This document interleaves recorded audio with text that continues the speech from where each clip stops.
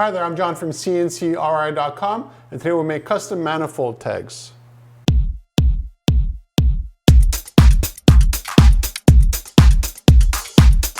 These custom manifold tags are made using black anodized aluminum. The thickness and the size is basically a credit card, so it's 0.05 inches thick, and again, roughly a credit card. So it's a perfect size for TIG welding onto a manifold, and if you wanted to, you can also rivet them too. The reason why aluminum is a really great material for that is because it's very easy to adhere to a manifold. Most manifolds are aluminum, and this is aluminum, so just a quick TIG weld, ding, ding, ding, ding, and you're done, or you can do full welds as well.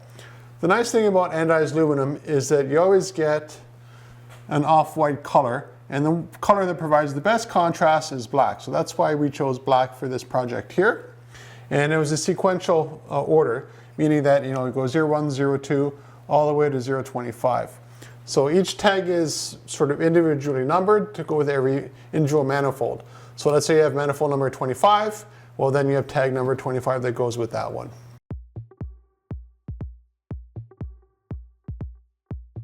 What you see here is our galvo laser, and the galvo laser is etching and bleaching the anodizing or the oxide layer that's been colored on the tag.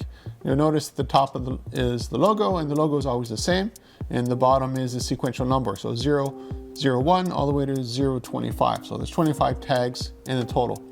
As for the spec of it, it's basically the size of a credit card, 0.05 inches thick, 3.5 by 2 inches. So it's pretty straightforward. And you also notice that I'm using a Lego set, obviously. And for non-contact methods, for making quick jigs, nothing beats Lego. I learned that a long time ago, and I use it a lot in the shop for galvo and also their gantry laser systems. It doesn't work for a router because a router pushes and pulls through material, and the Lego just doesn't hold strong enough for that. So that's why you often see me with screws and 2x4s and 1x4s and all that kind of stuff to hold things down. But you always want to hold things down for repeatability, in this case here, but it's more for placement with the laser, while for a router it's for actually holding it down, as well as placement, but that's more of a rare thing to have happen. So this is aluminum, the manifold is aluminum, so they're going to be TIG welding one to the other. Again, the anodizing is just a colored oxide. It goes through a whole bunch of vats and stuff like that. So when you have aluminum to aluminum and you can TIG weld them, you have a pretty good material. Same material. It's not like going from stainless steel to aluminum where you have a lot of corrosion issues. So you want to sort of match the base to the tag if you can.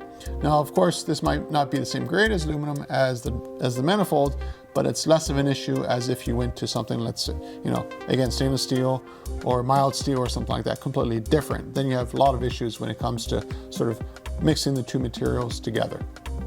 For this project here, it's pretty straightforward. Change the sequential number in the program, etch another tag, take the tag off, etch another number, put it on back and forth until it's all finished. Once it's finished, I review everything, make sure everything's all right, and then I just pack it and ship it to the customer. So it's a pretty straightforward project. The really nice thing about lasers is that the diameter of the beam is infinitely small. It's less than a piece of hair. So unlike the router and all the other tools that I have here in the shop, the laser can do very, very highly precise, very small details very accurately. Actually more accurate than the camera can focus on. So even very, very thin fonts like this here, which technically I could do with a very small router bit or other sort of tooling or etcher, nothing beats the laser. For this project here, I chose the galvo because basically it is the most efficient tool to do this project with. And the nice thing about the galvo, our wattage is 30 watts on the galvo right now. We also have a gantry, which you see behind me here. So that means we can handle large projects that a galvo can't, and we can handle small projects that a galvo can, and of course, it's a redundant backup because the 30 watt in our galvo is also 30 watt in the laser behind me here, which is fiber laser, and it also has 120 watts CO2. So we have a lot of different tools that we can use to do these, and we could have also used our CO2 laser to make them just as easily.